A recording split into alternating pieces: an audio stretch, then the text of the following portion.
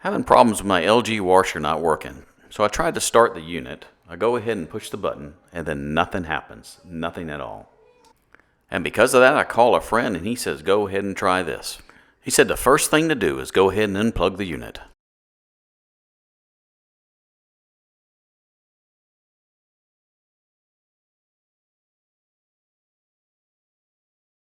Next, go ahead and push the start button for about 6 seconds.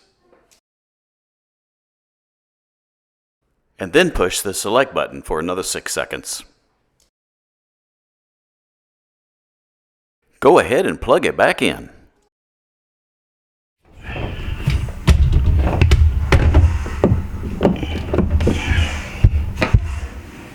And then start.